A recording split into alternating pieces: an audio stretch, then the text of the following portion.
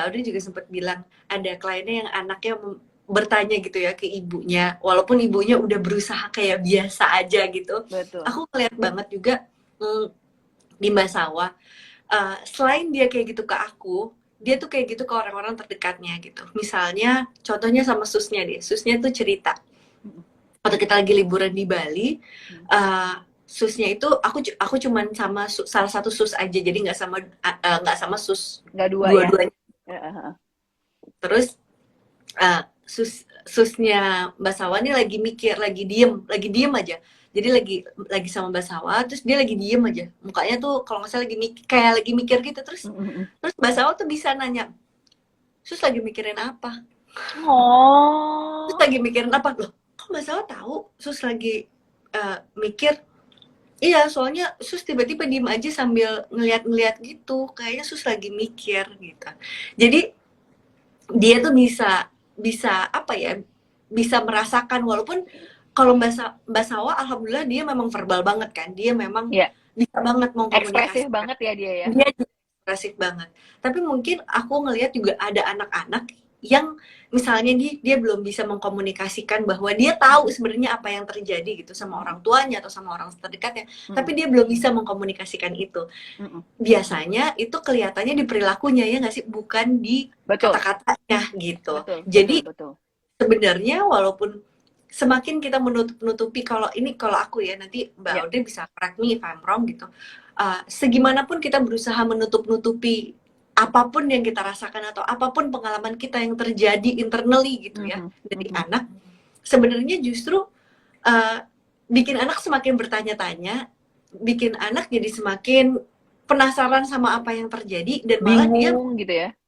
malah dia jadi mengcopy itu tanpa sadar gitu, karena Ya, kita pun nggak menjelaskan ataupun kita nggak apa ya, kita berusaha menutup-nutupi. Sama aja lah kalau kita kepo banget gitu ya soal gosip ya, misalnya kita kepo banget soal gosip, cari nih di mana-mana gitu ya, mhm, mhm, nggak ketemu, ujung-ujungnya kita dapat informasi yang salah, malah mhm, jadi kita percaya hoax gitu.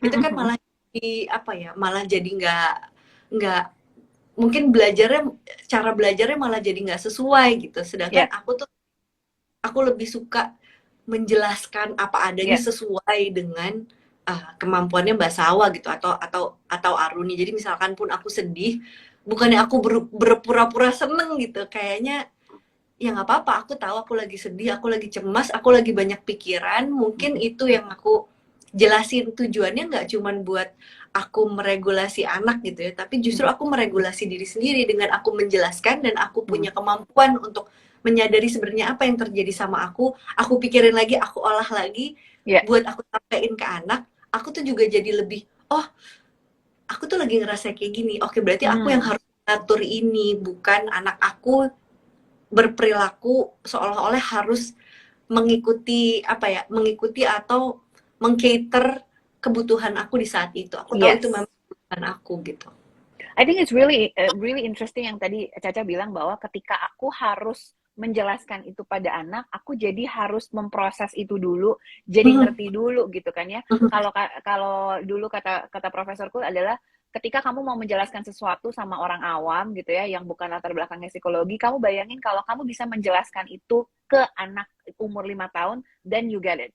Nah, itu mhm, juga jadi proses banget gitu ya buat mhm, kita gimana sih mhm, caranya menjelaskan sesuatu yang complicated, perasaan yang complicated kepada anak. Kita harus memproses itu dulu kayak, aduh, aku mesti mikir nih kayak Mbak Syawa tuh umur berapa gitu ya. Bahasanya apa ya? Atau mungkin kadang-kadang kita misalnya lebih complicated. Ibu sedang frustasi misalnya. Ini maaf ya kalau ada gangguan-gangguan ini. Ini lagi hai ada kucing, makhluk ini di sini gitu. Jadi kalau ada gemes, gangguan-gangguan dia lagi nggak mau nungguin. ditinggal. Gitu. Mhm. Tadi aku tutup pintu terus dia kayak mulai rungsing macam kayak gini. Dia tahu Seperti mamanya mau anxiety. kerja, terus anaknya juga jadi rungsing ya kan gitu. Nah, itu juga menjadi menjadi penting jadi proses gitu. Dan kadang-kadang orang tua tuh sukanya nanya kayak gini nih, Cak. Kayak eee kalau aku butuh waktu sendiri boleh nggak sih Mbak gitu? Oh boleh banget gitu. Kalau ketika ketika lagi cemas, yang penting adalah dijelaskan bahwa Bunda belum siap. Nanti ketika Bunda sudah siap, Bunda akan jelasin ya ke kakak misalnya kayak gitu ya. Dan itu buat mereka juga jadi belajar. Oh, boleh ya kalau misalnya aku tuh punya waktu dulu sendiri gitu, kayaknya mungkin Syawa udah mulai kalau misalnya ngelihat Caca juga yang kayak ambil waktu sendiri, Mbak Sawa butuh waktu sendiri dulu ibu gitu misalnya gitu kan ya, udah yang mulai-mulai kayak gitu. Nah itu juga sambil menunjukkan kepada anak-anak untuk oh boleh loh punya proses itu, boleh loh untuk ngambil waktu dulu sendiri gitu kan ya. Dan abis itu konsisten untuk balik ke anak-anak untuk kasih tahu, oh this is what I'm feeling, of course dengan bahasa-bahasa yang lebih mudah gitu ya, bahasa-bahasa yang juga lebih simple. Nah semakin kita mensimplify itu sambil ngecek juga, oh bener nggak sih aku ngerasanya kayak gini gitu kan ya, jadi juga kita juga jadi lebih paham. Dan what's interesting adalah ketika kita bisa mengekspresikan itu dengan simple, otak kita juga mendengar kita menjelaskan dengan simple. Dan kadang-kadang yang menjadi menarik adalah buat klien-klienku adalah ketika anak mengerti dan terus anaknya bilang gini, nggak apa-apa ibu, nggak apa-apa kok gitu. Terus kita yang langsung kayak gitu kan, langsung kayak langsung Yes, luntur lah semuanya gitu kan ya. banget, Ya banget, kan? banget, banget, banget. Bahkan Kayak, kayak ketika aku tahu nih aku lagi marah gitu, terus aku bilang, ibu lagi marah Mbak Sawa. Ketika dia ngerti aku marah, itu rasa marahnya jadi turun. ya, karena di ngertiin ya gitu. Yes, karena mungkin ya itu lagi balik lagi ya ke regulasi emosi. Kayaknya akan sulit buat kita meregulasi perasaan anak apapun itu ya gitu.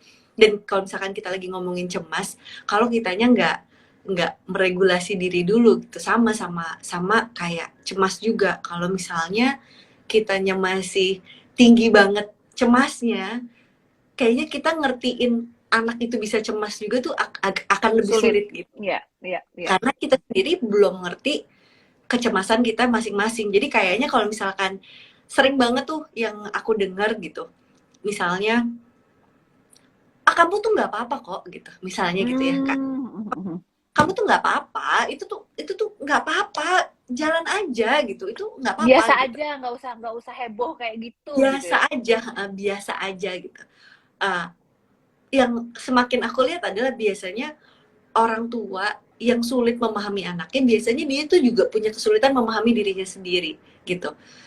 Apalagi nih kita lagi ngomongin cemas gitu. Biasanya orang tua yang sulit mengerti kecemasan anaknya karena dia sendiri punya kecemasan yang belum bisa dia Proses regulasi baik gitu, gitu ya. belum bisa diproses dengan baik. Jadi itulah kenapa ya mungkin aku dan Mbak Audrey itu sering banget ngebahas tentang pentingnya kita tuh kenal sama diri sendiri, pentingnya kita bisa memproses diri, bisa Ya. meregulasi diri.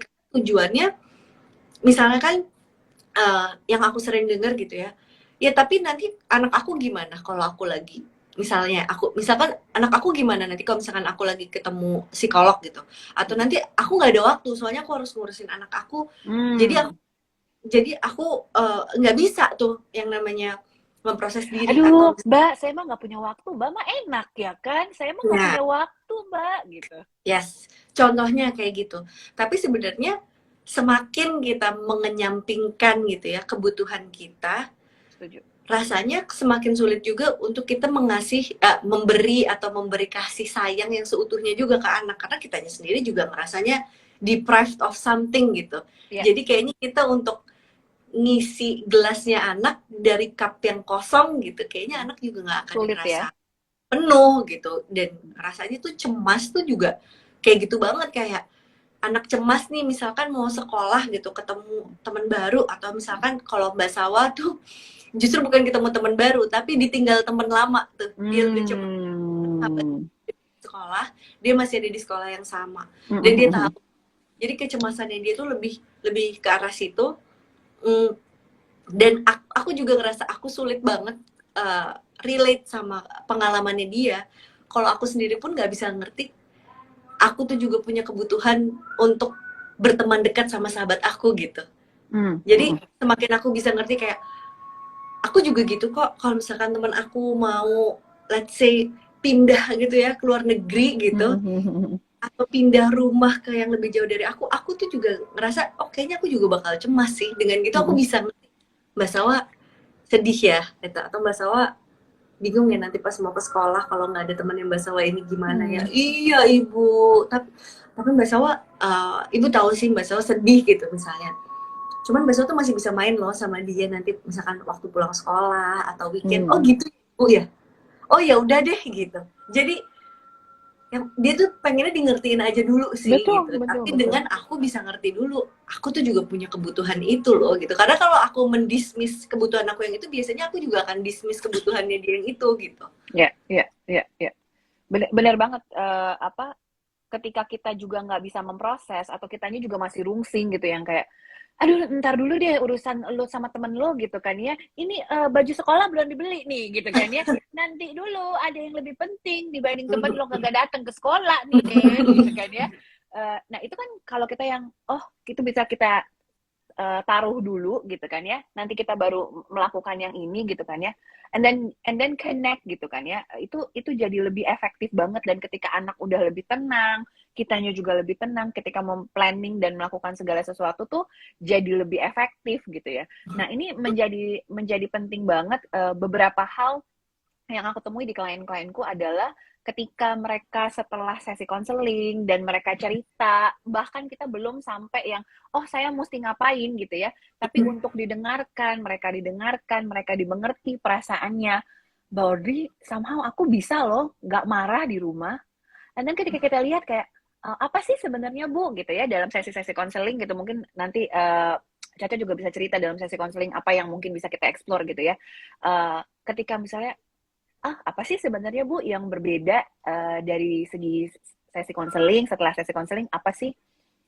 Nggak tahu ya Mbak, kayaknya mungkin karena saya ada yang mendengarkan dan nggak pakai dijudge, nggak pakai saingan bahwa anak gue juga begitu loh, biasa aja lah gitu ya. Uh, Terus udah gitu mereka juga jadi bisa kayak, oh saya ngerti loh rasa enaknya didengerin, dan ya udah saya dengerin aja anaknya kayak komplain sekolah gitu. Oh iya ya gini. And then terus kayak ya udah anaknya habis itu chill lagi Mbak, nggak ada pakai marah-marah lagi gitu. Terus mereka bilang kayak, kenapa nggak dari dulu ya Mbak? Ya mungkin karena memang pada saat itu kita belum mengalami yang namanya prosesnya ketika didengarkan, oh kayak gini toh rasanya gitu kan ya. Ketika diterima, oh kayak gini kok rasanya, sehingga kita juga bisa memberikan itu kepada anak-anak karena kita juga udah pernah experience itu gitu. Kalau dari Caca gimana dalam sesi konselingnya, dalam sesi terapinya? Biasanya sih sama juga sih, karena kan kalau misalkan kita di counseling, mungkin itu juga yang membedakan kita sebagai temen sama kita sebagai psikolog gitu ya. Dimana ketika kita praktek, memang mode-nya tuh beda gitu. Mode Ya. kita sebagai psikolog, kita udah tahu selain teorinya gimana, tapi kita apa namanya mempersiapkan dirinya tuh bener-bener kita terbuka sama pengalaman apapun nih. Kalau sama Ya. temen, gimana pun juga kita tahu pribadinya, kita tahu keluarganya. Aku sama temen ya akan tetap jadi temen gitu. Ya, Aku akan ya. tetap kasih masukan yang aku tahu sesuai dengan kebutuhan keluarganya. Yang menurut aku kalau di posisi dia akan kayak gimana, itu yang membedakan aku ketika aku menjadi teman atau jadi keluarga sama aku jadi psikolog gitu. Ya, Kalau ya, aku jadi psikolog, ya posisi aku bener-bener netral, non judgmental. Jadi ya. lebih ke arah, oke, aku mau mencoba banget memahami semua muanya yang kamu rasakan apa, dan apapun yang kamu rasakan itu valid. Ya. Itu buat aku adalah baseline-nya untuk memberikan rasa aman ke klien gitu ya. Gimana yang biasanya aku temukan, baseline aman itu tuh tidak ditemukan di kesehariannya dia.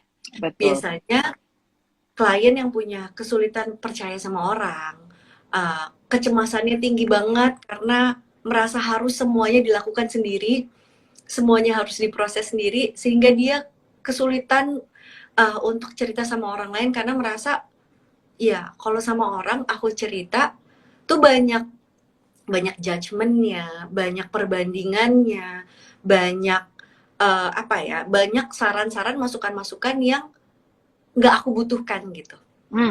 Makanya ketika datang ke sesi counseling, yang paling utama adalah mendengarkan gitu. Bener-bener active listening. Bener-bener ngerti masalahnya tuh sebenarnya ada di mana sih gitu. Bukan cuman ngedengerin ibaratnya kayak ini nggak penting lah, aku coba next cerita yang lain, nggak gitu gitu. Tapi lebih ya ya bener-bener dengerin, karena nggak ada detail apapun yang nggak penting di sesi counseling. Ya, Semuanya semuanya tuh penting gitu. Dan biasanya aku juga akan selalu menjelaskan. Ini kan balik lagi, misalkan kita ngomongin kecemasan, aku akan jelasin dulu nih, biasanya itu cemas itu apa sih gitu. mm, Cemas itu tuh perasaan. Cemas itu perasaan yang sebenarnya dasarnya tuh takut. Manusia itu wajar punya rasa takut. iya, Kalau kita nggak dikasih rasa takut, kalau kita nggak punya rasa takut, gimana kita mau mempersiapkan hari ini untuk menghadapi apapun yang mau kita lakukan gitu. mm, Tapi kalau misalkan rasa takut itu sudah lebih besar dari diri kita mm, pasti akan punya kesulitan untuk mempersiapkan, untuk berpikir dengan logis, iya, untuk kita berfungsi seharusnya kita berfungsi sehari-harinya. Karena apa? Karena kita tuh dikasih cemas yang apa ya, yang sehatnya itu ada level kita masih bisa berfungsi sehari-hari secara wajar. iya, Tapi kalau kita jadi nggak bisa berfungsi, let's say aku cemas banget sama COVID, mm, aku nggak bisa keluar rumah, mm, aku jadi nggak bisa ngobrol sama temen aja tuh rasanya takut, mm, aku jadi hubungan aku dan keluarga aku jadi berantakan, mm, anak aku juga jadi tidak bisa aku stimulasi dengan baik. Nah, berarti di situ tuh udah mulai kelihatan ada masalah. mm, Bahwa di situ cemasnya ini udah nggak fungsional nih, gitu. iya, Karena rasa takut kita udah lebih besar sampai bikin kita nggak bisa ngapa-ngapain. Dan itu gimana caranya keluar dari situ? Emang nggak semudah itu gitu. Karena balik lagi, rasa cemas itu tetap harus ada. Tapi untuk ngebalancein sama rasa percaya bahwa kita akan baik-baik aja, itu yang memang butuh proses banget kalau emang udah sampai jadi gangguan ya. iya, Kalau itu belum jadi gangguan, mungkin akan lebih uh, akan bisa lebih mudah untuk di apa ya, untuk dibalancein lah gitu. Kapan harus cemas, kapan enggak. Pas kita ketemu lagi juga udah lebih mudah teridentifikasi sebenarnya apa sih trigger cemasnya, iya, apa sih bikin sebenarnya cemasnya itu core-nya apa, udah tahu, cuman tinggal gimana caranya menerima dan mengelolanya aja. Tapi kalau udah sampai gangguan, mungkin memang stepnya harus kita tarik lebih jauh lagi dan pasti lebih pelan-pelan lagi gitu sih biasanya kalau